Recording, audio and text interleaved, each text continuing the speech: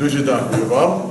І, будь ласка, прости мені, бо розуміє я українську мову просто, і я говорити англійською. Ви почали по-українськи. My background in music lacks professional credentials, but they do represent a love for history and music. I did study music, the contrabass, in university. I was a history professor at one time, a United States Navy officer.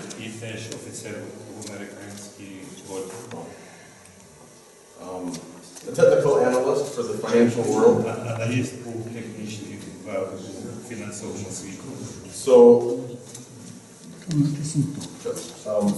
So it would seem that I am proposed to life changes. In 2004, I saw on television what the world saw. My God. And I said I wanted to be there. So I joined the United States Peace Corps, and I came to Ukraine to teach English. And when I returned home, I missed Ukraine. I returned to Ukraine many times over the years, but always I went home empty. And I thought, what can I take with me? And I realized that my love for history and for music is what I needed in my life.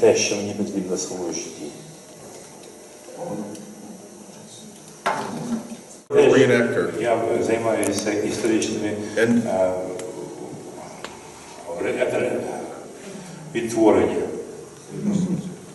And I thought, what better way to entertain my friends and to educate them than through the music of the Bandura, because it is unique to Ukraine.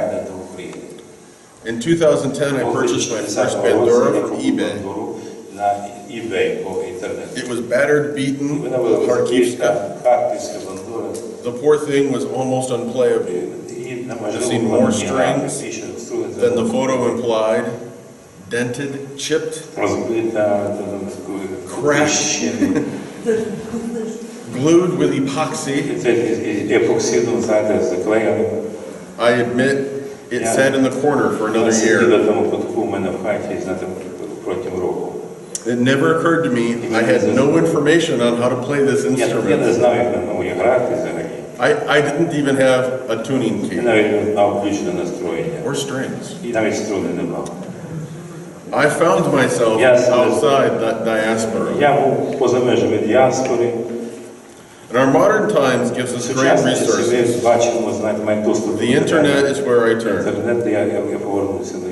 And in English, when you search Bandura, you find Victor Michalov.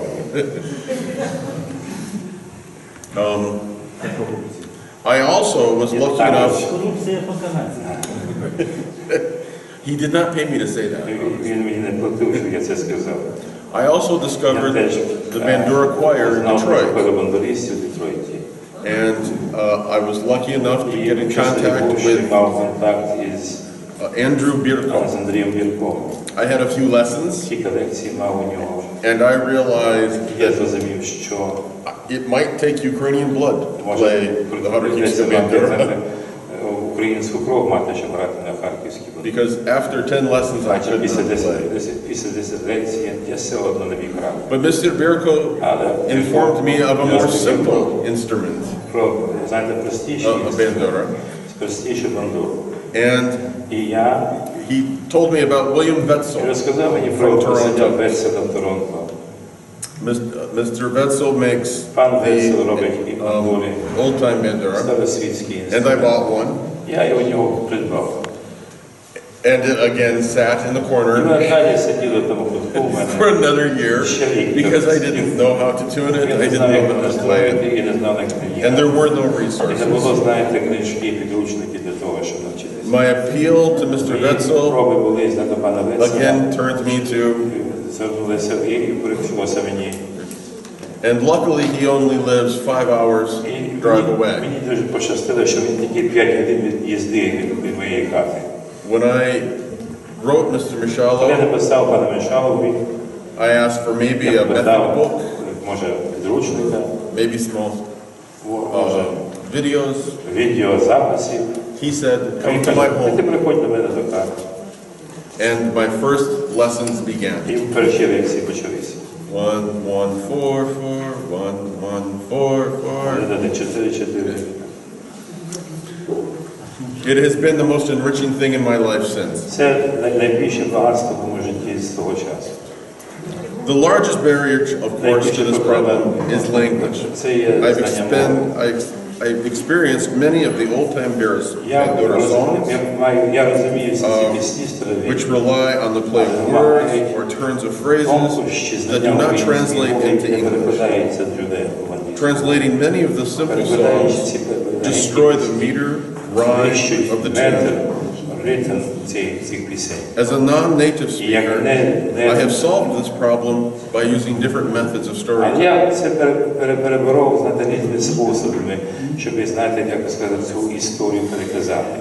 Normally, I will give a brief translation of the song, maybe each phrase, while I play. Another method is to tell a more comprehensive story, give some explanation of the song, its meaning and intent. I may go into further detail and opportunity to explain cultural elements or traditions of the song that may also aid in its translation, pointing out why the turn of a phrase or the word of substitution gives the song importance. This process creates a partnership between myself and my audience that only speaks English. The second barrier is of resources. There are none for non-Ukrainian speakers. From a musician's perspective, of course, we live in the oral tradition. But please see problem number 1. Language.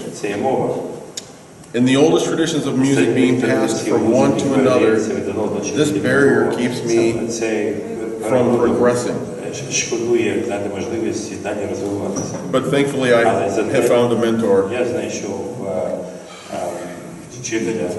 Victor Michallo. А чому не перекладаєте? Even within the American folk tradition,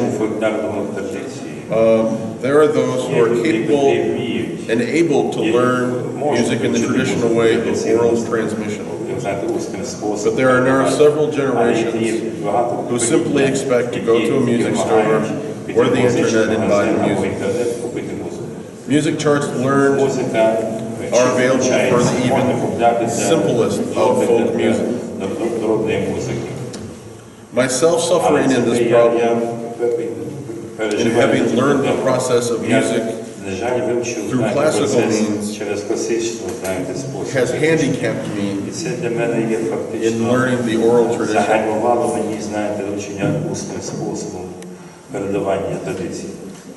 Okay.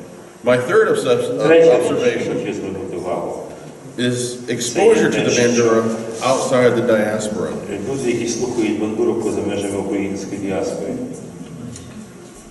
Oh, I lost my place. From where I stand, it seems clear to me the rich tradition of the KOBZAR is growing within Ukraine and without. However, I have observed this exposure is limited to those places where Ukrainian culture is prevalent. I believe there is no need to limit the old-time Bandura and KOBZAR traditions to Ukrainian festivals. In almost every mid-sized city in America, there are folk and multicultural festivals. With planning and diligence, I believe there is a place for Ukrainian music in these festivals. My final observation and recommendation is the adaptation of the old-time Bandura and its repertoire to new and jazzy, upbeat modern songs. This, I do not believe, is necessary. The tradition stands on its own merits to appeal to the new masses and an ever younger generation. However, due consideration must be given to the adaptation of methodology and pedagogy. The old ways need not be abandoned, but give consideration to new ways and new techniques to reach new audiences. Living in an internet age presents us with the possibility to document our traditions beyond what have already passed. I'm not talking about just YouTube or Vimeo videos. I'm talking about real partnerships with historical societies in Ukraine and without Ukraine. Your stories and traditions are new to America, and they love them. They speak to glory, to your history, and the greatness that you are represented here today. I only want to share that with the world. Дуже дякую.